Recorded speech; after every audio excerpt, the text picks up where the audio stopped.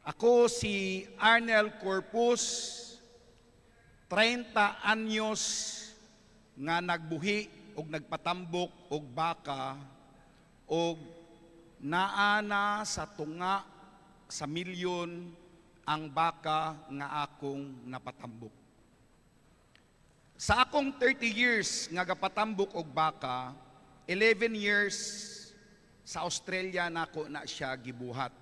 The rest early on diri sa Pilipinas ug karon ning balik ko. So makita ninyo, in 1994 I started as a janitor sa Dialco Farms. Ug karon gikan tong 2024 kanhi katong portion sa Dialco Farms ato nang napalit ug didto na punta karon nagpatambok og Wagyu nga baka nga partnership namo ni Secretary Manny Piñol. So ning balik ko og Pilipinas tungod kay nakit-an jud nako nga ang the way sa atong mga Filipino kung paano mag-alaga og baka kay ang kambing, kabaw, baka og karniro pareho ra na sila tanan. Gitawag nga ruminants. Nakit-an nako nga ang atong pamaagi sa paggalam aning mga hayupa kaluoy jud tak maayo. Gibiyaan na jud ta sa ubang nasod. Ang sa atong mga amigo diri ang kanang pagtugway-tugway og baka kita nalay nabilin ana. Kanang pagtuo nato nga ang baka kinahanglan og green nga grass nabiyaan na siya sa technology. So karong buntaga gusto na ko i-share sa inyo ang among proposal nga kung tawagon is Cebu Wagyu Cross and Branded Beef Development Program. Duhani ka programa. And nangutana si Mayor ganina, pwede ba ang Wagyu sa Pilipinas? Kay sa unang panahon ang pagtuo nato, ang Wagyu is of course, gikan man nag-Japan, bugnaw man ang Japan, di siguro pwede sa Pilipinas. Pagbalik na ko sa Pilipinas sa 2016, inako, sige kog tuyok sa mga probinsya, inako, pwede ta magbuhi og Wagyu. Pero di man mutuo ang mga farmers. So mao to nga nagbuhi kog sarili na kong Wagyu sa Mindanao, sa Pulumulok, first barangay next to Jinsan, pirting inita dito. Pero nabuhi man ang Wagyu og gatambok. So meaning pwede ra ang Wagyu. That's why gi-appeal na mo sa among program. Pero kining Branded Beef Development Program amo pong gi-appeal kay ngano man diri ba sa Cebu kanang inyong sariling baka makaluto ba mog steak? Og makaluto ba mog steak, dili ba mura siyag chinilas nga kinahanglan inyo yung lagarion para maputol? Mauna nga dili raman Cebu. Tibok Pilipinas, muadto gani ka og palengke or muadto kag restaurant, pag local gani ang beef, ang luto isara, sinabawan. Kay ngano man, wa may unod ang baka. Pirti manggahia. Solusyon, sabawan. Wala tay produkto nga steak. Kay ngano man unta, kay ang atong baka manggod, muabot og 6 ka tuig bago nato ihawon. Kami sa Great Ark Farm, ang among baka, pag abot og 2 years old, 500 kilos na. Og maunay gusto na ko i-share sa inyo ha karon diri sa Medellin, Mayor, nga dapat pag abot og 2 ka tuig, graduate na ang baka. Makasabay po siya sa graduation sa atong anak. Kay og 6 ka tuig, bago na to ihawon natong baka, pirting gahia, wa po'y gwapong income ang atong mga farmers kay imbis na makatulo na ta, kabisis na ka-produce, dili pwede. Okay? So sa karon, pirti yung luuyan na to sa Pilipinas. 2.55 million ang atong cattle population.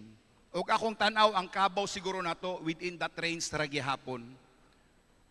Ang Cebu, ambot og nabatay 200,000 dire nga baka, no? Ang Cavao sa Midillion murag ni sa Cebu is only 79,000, mayor. Perti yung gamaya, no?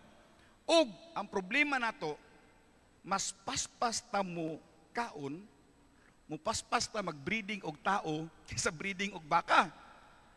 Tibok Pilipinas kada tuig mukaon ta og 2.3 million ka baka. So, og watay himuong intervention, ang atong baka karon og moingon ang Brazil, Argentina, Australia, Amerika, di na may manghatag og baka sa Pilipinas. Isa ka tuig, wa tay baka mabilin, mahurot na tug kaon tanan. Ana kadako ang oportunidad nga pwede nato buhaton sa atuang nasod. Unsa may kahimtang sa cattle industry sa Pilipinas or even sa atong kambing, sa atong kalaba. So ang kahimtang sa atuang cattle industry karon, number 1, no quality parameters. Mauni ang dakong rason nganong ang atong mga mag-uuma way gana pagwapuhon ang ilang produkto. Kay ngano man, pag abot sa merkado, baka ra na siya. Ato ra ng tadtaron, ato ra ng lapwahan, ato ra ng sabawan. Walay premium sa farmers. Sa Australia, ang farmers ginabayaran base sa quality sa iyahang produkto. Number 1, kung ang imong baka ang ngipon, kay ang edad sa baka sa ngipon man makitan, milk to 2, which is 24 months and below, premium price. Pag ang tambok is between 15 to 25 millimeters, premium price. Ug mas nipis, deduction. Pag mas baba, deduction. Kung ang color sa karne musulod sa ilang parameter, premium price. So sa resulta, tungod kay ang atong mga mag-uuma ginabayaran base sa quality sa ang produkto, tanan mag-uuma targeton jud ang premium price. Dapat ang atong baka dapat ma-harvest nato within 24 months kay ngano man mas dako ang atong income. Mauna ang among gipangandoy. Kabalo mo, in fairness, naamo ko'y restaurant bago mag-pandemic. Mapugos jud ko gamit og imported. Kay ngano man, kay ang imported products, mupalit gani ka, pariho ang sukat. Ang steak, ani ka baga, 300 grams. Kay ngano man, dito pa lang sa pag-ihaw, pagpalit sa farmer, naka-grading na siya. Kita dire, usahay makaadto tag merkado, na itambok nga karne. Sa baboy lang, makatiming tausay, nipis og tambok. Pero usahay makatiming punta baga. Unyag mag-restaurant ka, pag order og humba, dili ma-fit kay ngano man, naay panahon nga imong humba, way tambok, napoy panahon nga ang imong humba, puro tambok. Kay ngano man, because the farmers are not being paid based on the quality that they produce. So maunay, gina-advocate namo ni Secretary Manny, nga unta ang atong mga mag-uuma bayaran ang ilang produkto base sa quality sa ilang giproduce. Ikaduhang problema nato, low growth rate. Muabot og 4, 6, usay grade 1 na ang atong baka bago nato kini mabaligya. Hinay. Pag hinay gani, hinay pod ang income. Ang ikatulo is low production rate. Ang atong baka, dili ka anak og isa ka baka, isa ka tuig. Kaya na nato. So again, mauni nga ang among proposal sa inyo diri sa Cebu karon is kining gitawag nato nga Wagyu Cross and Branded Beef Development Program. Unsaon man nato pagsulbad sa low parameters, no, kanang no quality parameters. Pag matudluan gani nato ang ato ang mga farmer, Mayor, pangandoy na ako ni, no? Nga unta moabot ang panahon nga ang atong nasod makatunta sa pag-produce sa tamang quality o sa tamang pag-handle sa karne. Daghan man naglaka-abroad diri, di ba? Makita ninyo ang karne nila sa ubang nasod. Wala na gibitay-bitay. Wala na gibitay-bitay. It's either chilled or frozen na. Dili tinuod nga mas sustansyado ang baka nga gikan sa slaughterhouse, gibitay diha, gi-slice, okay ni kay Prisco. Tinuod lang, wala na'y scientific backing. Actually, prone na siya masudlan og mikrobyo kay nganuman giabug-abugan man nato na diha sa atong palengke, ang hangin gahapak mudikit na sa atong karne, wala ta kabalo og unsay naa anang hangina. Okay? Moabot ang panahon nga unta kitang mga mag-uuma og unsa nang nagbitay nga karne diha, bayaran ta base sa katambok o sa kahumok sa karne. Naanay grading system. Og moabot unta ang panahon nga kita diri ang atong produkto og moabot man dugay-dugay pa, kita na pud untay mamaligya sa atong produkto. By the way, kini mga picture diri, kining Wagyu cross og kunang premium local beef, sarili na mo ng ihaw. So meaning, kita diri sa Pilipinas, dili jud imposible nga mo-produce ta og sarili natong high quality nga karni sa baka. Okay, pag-abot sa hinay nga pagtubo sa baka, kinahanglan manggod unta nga masabtan sa atong pag-uuma, no, maski pa sa mga negosyante o mga investor, ang paggalam og baka tulo ka stage. Tulo ka stage. Og lahi-lahi ang economics, lahi-lahi ang sistema pag-abot sa nutrition. Ang first part is katong gitawag nato nga cow-calf operations. Cow-calf operations is katong breeding program. Sa breeding program, lahi ang nutrition nga kinahanglan diha. Dili ka gusto nga imong baka diha sobra ka tambok, pero dili pud ka gusto nga ang imong baka sobra ka payat. Natay gitawag nga body scoring, which is 1, 2, 3, 4, 5. Ang 5 pinakatambok, ang 1 mao na siya ang payat. Dapat ang breeding nato nasa 3.5 lang, kay dili ta gusto nga sobrahan og katambok. Dili pud ta gusto nga payat, kay once nga nanganak ang atong baka nga payat, mura na jud siya kanang bilao nga gipasandig. Ang baka nato gikan pagpanganak, pwede dayon siya buntison 1.5 months after. Pero wala nato na nabuhat kay nganuman, kay ang atong baka pertimang payata, luoy man nga pabuntison nato na ay gadidi, unya perti niyang payata. Kami ang among baka pagpanganak after 45 days buntis na pud. Manganak na pud. Habang wa pa nawalay ang iyang anak sa 7 months nga gadidi siya, buntis na ang nanay. After 7 months nga mawalay siya, within 3 months, 3 to 4 months, nanganak na pud. Mao na makita ninyong anak sa mong baka, ga staging ano man, kada tuig manganak ang baka.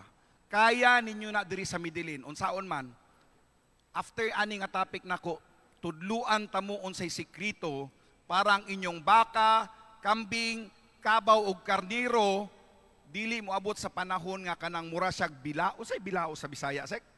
Nigo. Mura siyag nigo ba nga gipa-side view nato. Okay untaw katong ihang other side. Ang problema kay baliktad man, no? Murag nigo kapayat. So pagkahuman sa breeding program, the next one is kanang gitawag nato nga backgrounding. Sa amoa, 11 months na siya nga ang baka, gikan pagkawalay sa iyang nanay, ato na siyang i-stretch. Dili na to patambukon. Meaning, ato lang, ang bukog lang ang atong i-develop para ano siya maghaba o kanang mutangkad. Mora na itong target for 11 months. So 7 months siya nagtutoy sa nanay, 11 months siya i-background nato para mudako ang iyang bone structure, and the last 3 months mao tong gisulti ni Sek Manny Piñol ganina. Kini ato aning mga baka ni, no? Mo na to yung mga baka nato. Nako ipakita unya sa inyo ha. Kini dili jud ni binuang ni. Baka ni Vice Mayor Joselito Piñol, igsuon ni Sek Manny. Iyang gibilin dito sa iyang tao, green man ang ilalom sa ilang palm oil. Gibuyan ang baka dito. Ipakita na ko ang picture sa inyo ha. Pero among kisulayan og pakaon og sakto. Ning tubo ang iyang baka og sobra 3 kilos matag adlaw. Wala jud ni binuang jud.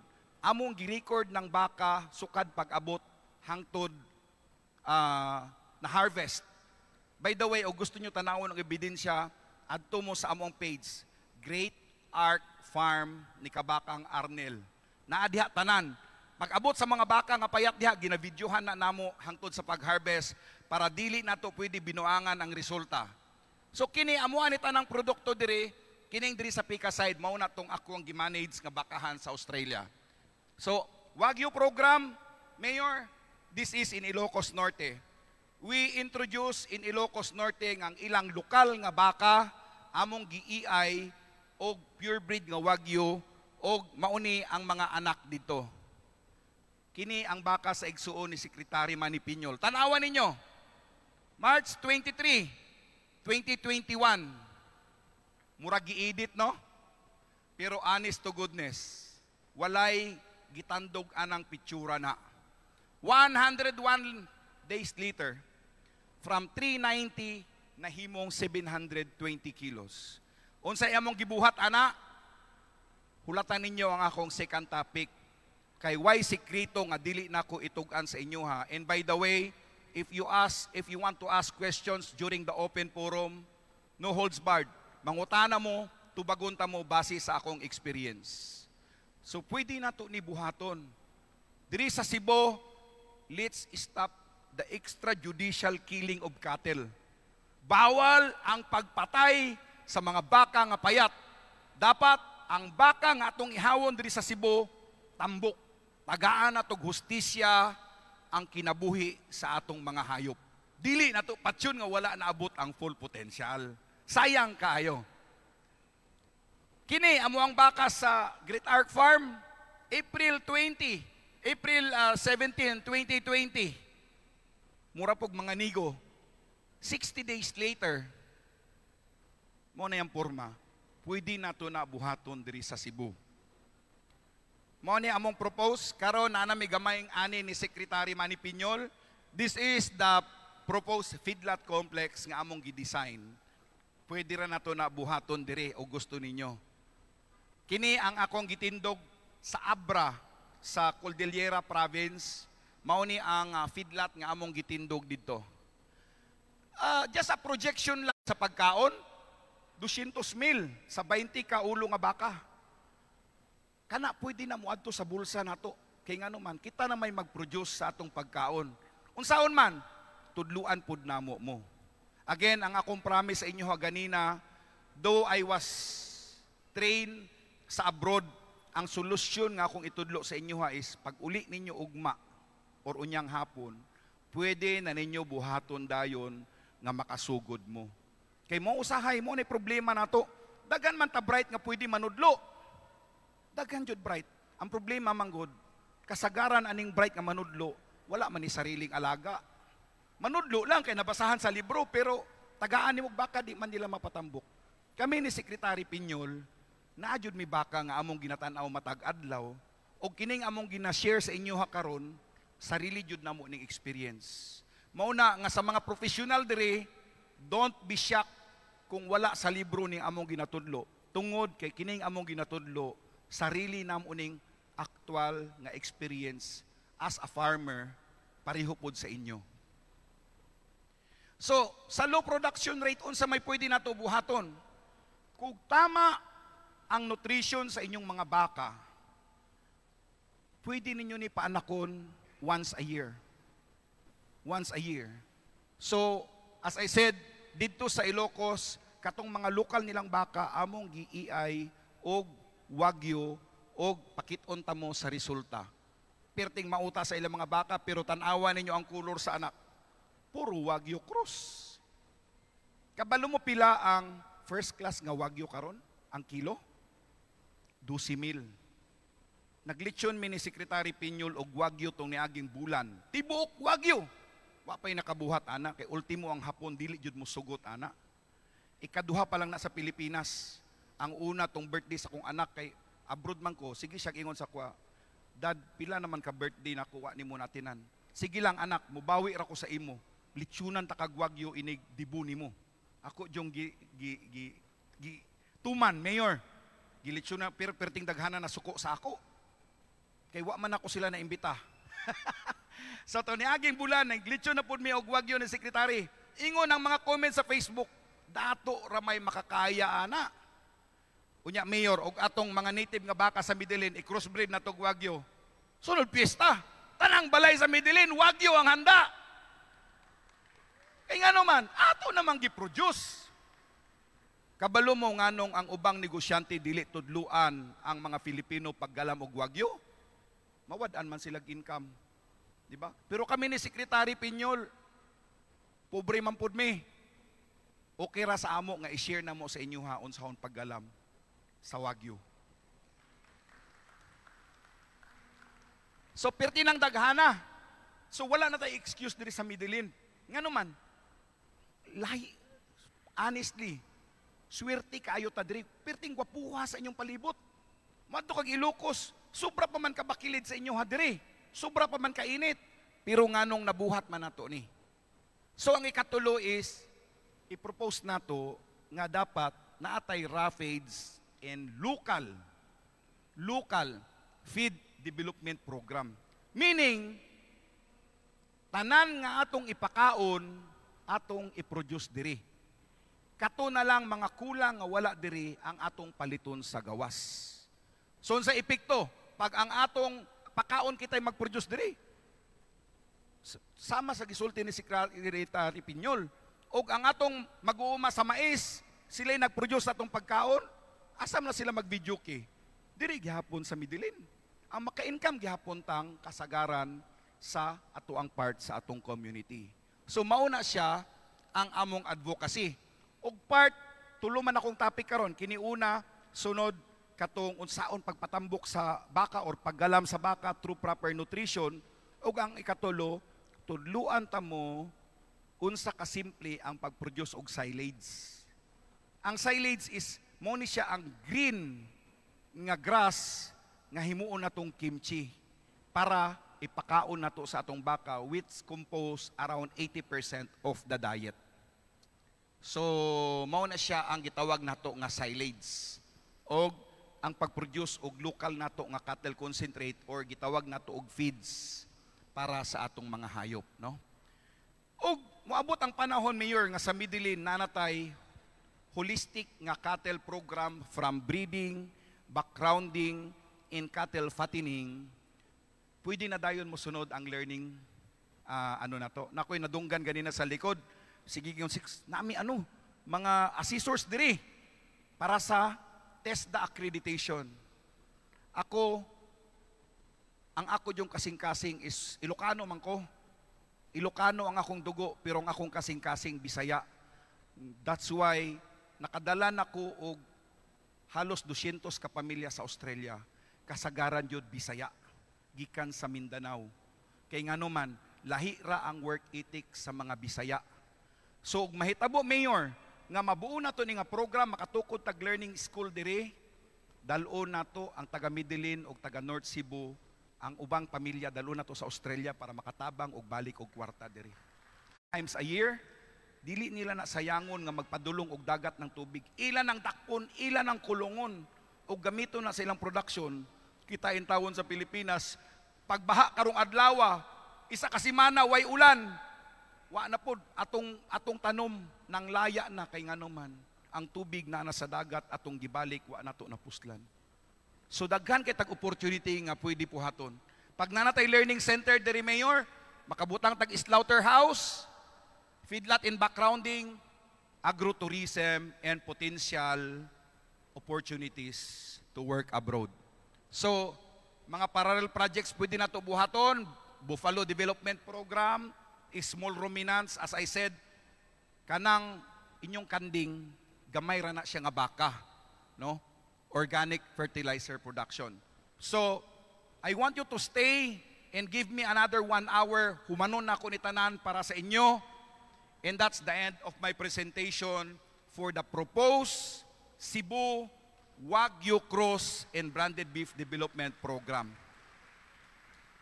Padayon ta ko yang? Okay, let's go on the microbes. Bro, katong second presentation na to. Kini akong presentation karon, simple ra jud kaayo ni. Ang problema lang jud nato, kita man mga Pilipino usahay, tudluan ta ba? Muragod sa nahitabo sa atong, I have nothing against religion, pero ug tan-awon nato, ang relihiyon nato sa Pilipinas gidala na sa mga Espanyol diri, gidala na sa mga Amerikano diri. Karon mas bright pa ta sa ila. Kita ni manudlo sa ila. My point is, matudluan gani tagamay, ato yung pasubrahan, no? Usahay tungod ana makalimtan nato ang basic principle.